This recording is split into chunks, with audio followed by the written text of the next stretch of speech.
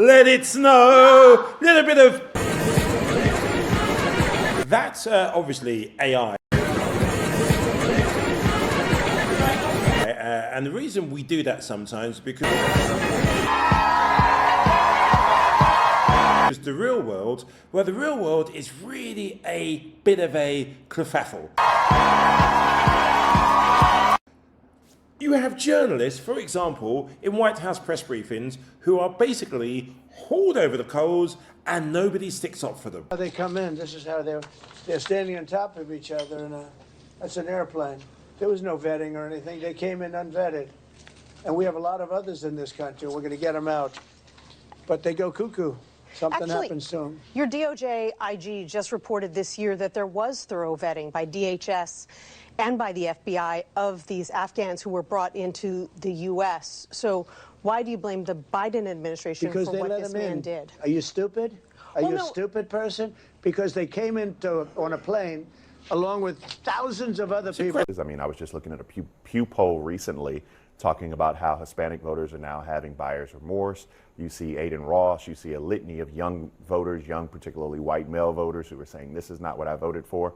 So yeah, I mean, let's not give Trump too much credit for the havoc that he's causing. If we go to the specific examples that you named, is it unconstitutional to nuke those individuals who are traveling in the Caribbean? The answer is definitely yes. Are those United States senators who are doing their job, are they protected by the First Amendment? Yes. And the Uniform Code of Military Justice? Yes. And then I would love for my Republicans and conservatives at the table, there's no question if you have to put Mark Kelly's military record up against Donald Trump, I mean, there's no question who admirably served our country, and the other person's Donald Trump. The problem Democrats have, is that we have to make that argument to the American public. And why I love Donald Trump going on these tangents is because nobody in the White House can fix the problems at hand. Affordability is the #1 issue in this country, and they are tripping over themselves doing all this other stuff, and the American public, they realize it. Well, I served. So basically, you now have a situation where a democratically elected government is not allowed to be questioned about anything unless it's the answer that they want to provide. In the end, I want to go back to something that Bakari said. He said that those orders that were given the drug boats in Venezuela were illegal. Can you cite those statutes, please? Yes, because it's actually called the Due Process Clause of the United States of America. Because can you point to one of those boats that actually had drugs on them? Do you know that? Do you know about the Trinidadians who were killed innocently, who were just fishermen? Can you actually kill those fishermen without due process? So the answer to the question is yes. I can cite the Constitution, just as Scott did. If you go and say that those were members of Al-Qaeda or ISIS coming to our shores with enough drugs or enough ammunition to kill 100,000 Americans, wouldn't you expect our commander-in-chief to take action to stop that? That's what's happening here. That is what's happened, by the way. That's what happens in every war zone, whether you go to Iraq, Afghanistan, Iran, Somalia. Go there. Let's talk about it. Give me one name of one individual that you can compare to Al-Qaeda coming through that had enough fentanyl to kill all these Americans. Can you name one? Let's go to what these drug boats are talking about, which is that we are actively ensuring that the war on drugs that we've been doing for 50 years, which has not worked one single day. Yeah, right? We can agree on that. It hasn't been successful one day. So what is... And you have a situation where cable news stations, as in Fox News, aren't interested in facts, details, truth, just anything that they can spin. You can call it clickbait TV, which has clearly got, I would say, totally out of hand. You want our country to try something different. You talked about elections and why they're important. In 2024, President Trump won and beat Kamala Harris under stopping the war on drugs, under stopping the entrance of illegal drugs into our country, under stopping the surge of illegal immigration into our country. And that's exactly what Can I just put a fine point on this? Yeah, just really quickly. I think that my point maybe differs from yours, which is fine. But I believe that individuals deserve some modicum of due process. And I think that that is something that's enshrined in our Constitution. If you have some facts that you wanted to tell the audience tonight about the individuals that you know that were brought in or bringing in, and maybe if we arrested them, maybe if we actually saw what was going on, maybe if there wasn't an ulterior motive, because what I do know, and I think you know this as well, that there were innocent Trinidadians who were just on a fishing boat who died as a result of that. I know that they're military members that swore an oath to this country who now have a problem with that. So I think you're cherry picking facts. But the other part is that, I mean, we also know that the United States did have some of these people in custody, and rather than actually try them, which we have done in the past, we let them go. We also don't know, they've never said explicitly what drugs are being carried on these boats, but the fentanyl, we know, is not coming from Venezuela. I always thought that there were certain subjects, certain areas of lives that don't have a political spin to them, regardless of whether you're left, right, for Trump or against Trump, Democrat, Republican, whatever shade of life you want to be, you'd all agree that human decency and respect is something that we should be doing. I think President Trump has made it very clear he'd like to see J.D. Vance, Marco Rubio. There are many people who can speak eloquently to what the MAGA base is about, which is growing our economy, stopping illegal immigration, putting Americans first, which is what Make America Great Again means, is Americans first, and Americans doing what we can do to grow and live in the best country in the world. But I want to go back to Marjorie Taylor Greene for a second.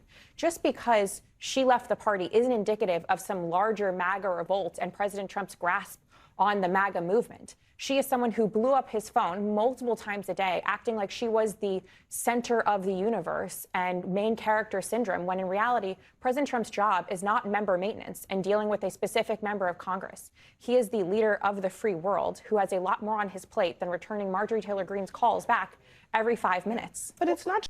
But you just need to see what's happened on the fallout of the National Guard, where someone's lost their life here. But no one's interested in the truth. It's, can we score any points? Can we say something that makes the opposition look silly? Can we say something that makes us look good? Can we say or do something where we can blame, let's blame Biden? There are people who are also upset. I'm not convinced that having a screaming meltdown is the best way to deal with this situation, by the way. I don't even want to talk about whether they should have been there. We ought to kiss the ground and thank God that the president said it's time to bring in more law enforcement to make sure that a city that had the 4th highest homicide rate in the country was that violence was quelled. Not say, hey, Tucker, unacceptable. Don't do that. It's not up to you or myself to police speech in our country. I mean, shouldn't it be up to J.D. Vance to say this is not part of our movement? Are you okay? Are you okay with Nick Fuentes? Here we go. I'm a Jew. Do you want to go there? And let's say this. Yeah, I just asked the question. Was yes or no? Yes, I'm okay. If Nick Fuentes wants to be able to speak freely in our country, he has every right to do so. Do I agree with his views? Do I think that they should become mainstream in our country? Yes or no question. Absolutely not. But hold on. I really want to go back to this for 1 second. But this isn't about whether he can speak freely. It's about whether someone like Tucker Carlson, who is a very powerful force in the conservative movement. You host people on your show all the time who call my husband and myself a Nazi. So how is that any different from Tucker Carlson going on? Nick Fuentes having Tucker Carlson on his show? It's not different. He's actually anti-Semitic. He's anti-Semite. A Hitler admirer. Nick Fuentes is actually a Hitler admirer. But he literally is not a good human being. That is a different thing. Excuse me, you have Jennifer Welch on your show very often, and you've never pushed back as she has called my husband a white nationalist. Hold on. That is no different than Nick Fuentes going on Tucker Carlson's show. It's not, and you should admit it. Well, hold on. Wait, hold on. How is it anything similar? It's not remotely similar at all. Nick Fuentes sits around and says that he likes Hitler. How is that similar What does Katie have to do with it? What does she have to do with it? She has nothing to do with it. Literally nothing. Scott, Katie is the person who just said to me that it is comparable to say that Nick Fuentes, who is literally a neo-Nazi, is the same as somebody, a liberal, who has an opinion who is not a neo-Nazi. They are not a hateful opinion. The same. How do you want? Excuse me. Let's go back to this point one more time. But Nick Katie, Fuentes can espouse an opinion on Tucker Carlson's show, it is not and he didn't push back the same way you didn't push back when someone called someone in my family a Nazi. Hold on a second. It's not different. Hold on a second. It's not. If someone comes up in the same way, they probably get their toilet rolls from a supermarket. Some would say a toilet roll has more uses than anything Fox News say. But what do I know?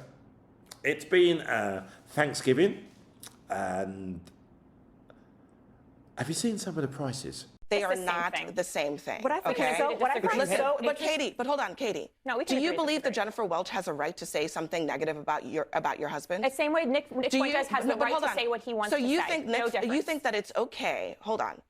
Do you think it is okay for Jennifer Welch? Is she allowed to say something negative about your husband? Absolutely, and it's your job as a moderator then to push back. So that's the first thing. It's the same way you're asking Tucker Carlson to push back against Nick Fuentes. But hold on, Nick Fuentes. Is it not different? Nick Fuentes is espousing.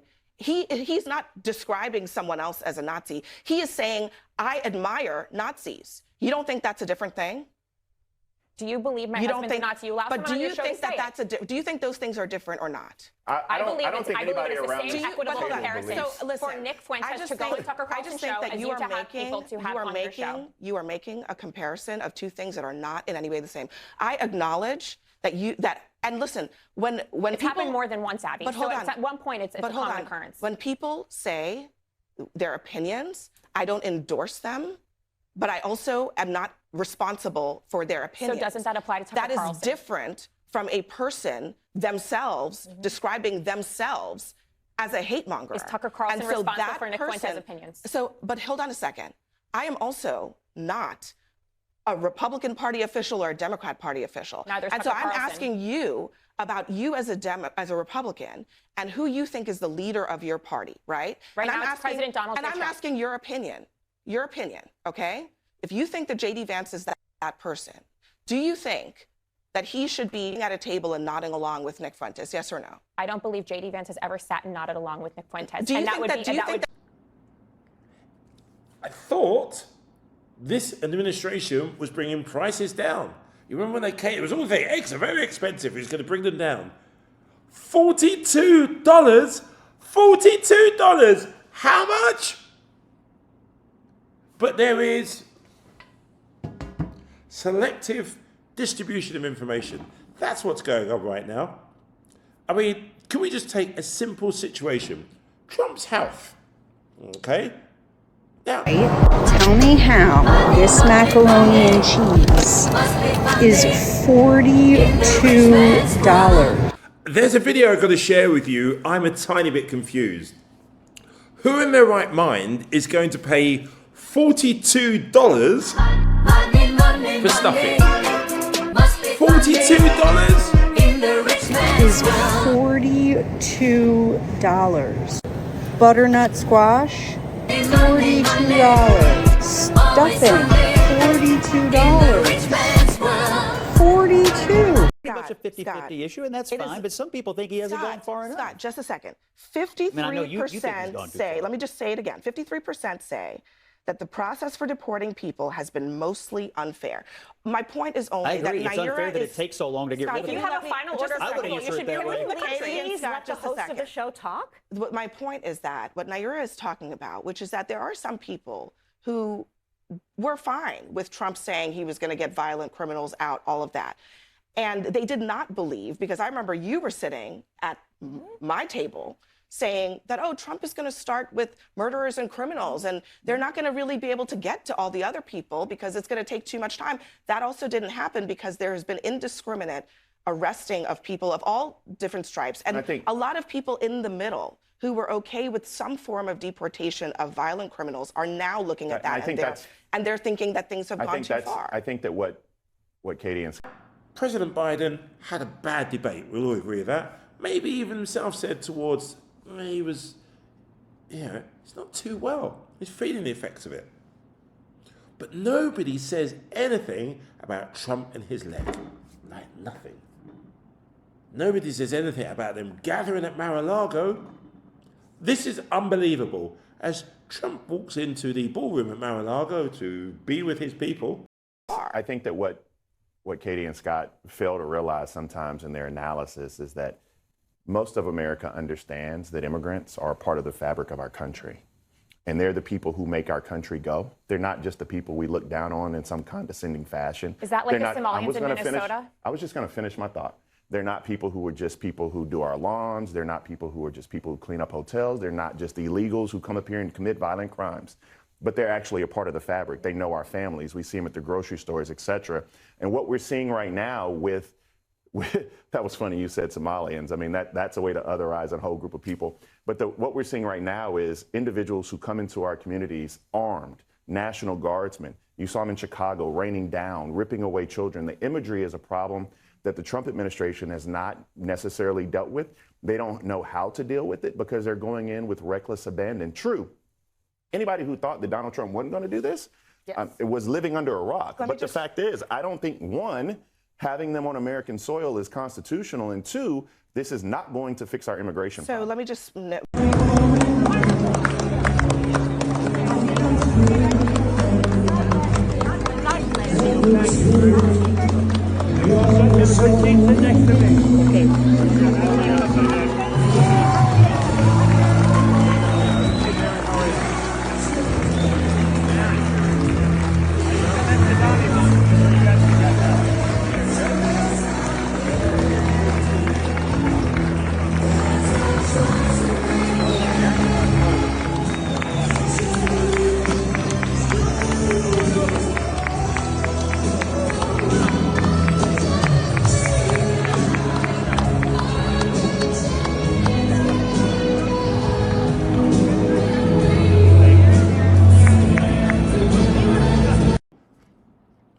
They're playing We Are the World.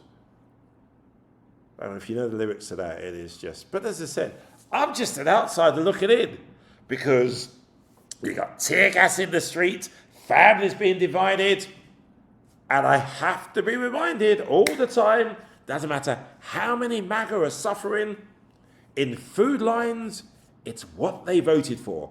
And they've got it right there on social media to like, repost, and lap up. Yeah. Because Trump ran as a populist, but he's governing not so much as a populist. Wait, so Democrats are complaining about tax breaks for corporations at the same time saying they want to get rid of the tariffs, which they also argue are taxes? I don't understand. That's because tariffs are a tax on consumers. Tariffs are also a tax on consumers. And if they weren't a tax on consumers, then the Trump administration wouldn't be rolling them back so they could lower the price of coffee. Here's the deal. So that's the part. That's why that makes sense. Here's the deal. If Democrats want to join us in reducing all corporate taxes, whether it's on tariff or just corporate tax rates, I think that'd be an amazing thing. No, I don't think that's what populism is. It's lowering.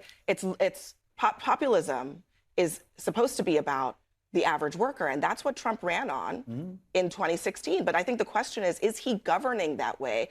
And if Democrats are able to address that, could they have an opportunity? Well, he would argue. Seems to be the in thing. We'll blame Biden for everything, by the way. Doesn't matter how long we're in government, we'll blame Biden for it. And then you have, should we call them operatives or senior government officials who are in really powerful positions, who say things for the cameras to get a little clip chopped up and then put on social media, put on cable news, but avoid actually answering any truth, Judge Jeanine Pirro being one. Kash Patel made a comment with regards the horrific thing which happened in Washington. It was horrific, saying we will make sure that we do everything to catch the perpetrators. They already had the person in custody.